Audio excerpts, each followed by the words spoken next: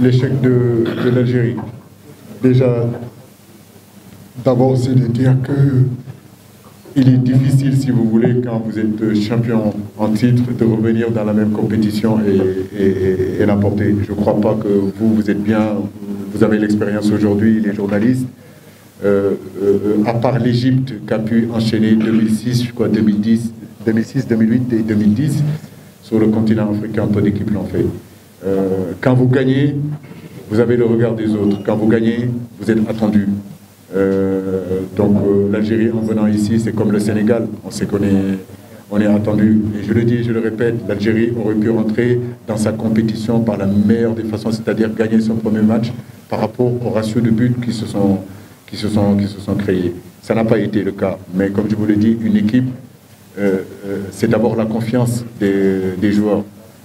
Un attaquant a besoin d'être en confiance. Un attaquant, quand il doute, même l'entraîneur, pour le remettre sur le chemin, c'est compliqué. Tant qu'il ne marque pas, il continuera à douter. Mais comme je vous l'ai dit, c'est un avertissement à tous les soi-disant favoris du continent africain que vous désignez comme, vous les journalistes, que vous désignez comme favoris.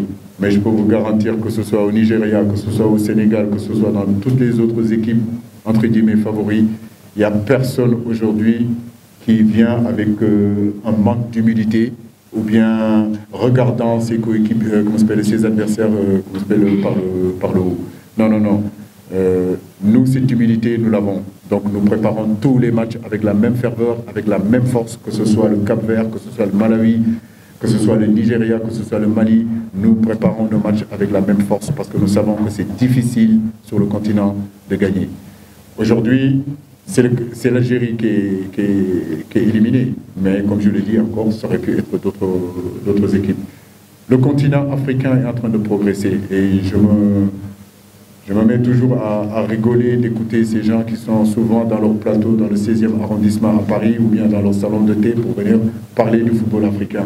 Si on veut parler du football africain, il faut connaître les réalités du football africain et être ici sur le terrain, sur le plan africain. Et vous saurez qu'il n'y a aucun match qui est facile et vous saurez qu'il n'y aura pas de petite équipe, il n'y en aura plus. La réalité entre les années 80 et les années 90, il y en a qui se sont arrêtés là-bas, c'est différent.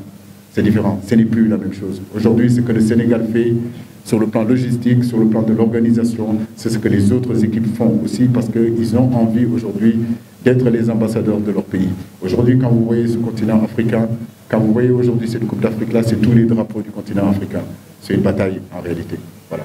C'est que chaque équipe qui a quitté son pays, son président Niakhnoko, encouragé Noko, Djornoko drapeau pour qu'on nous représente dignement de comme fille.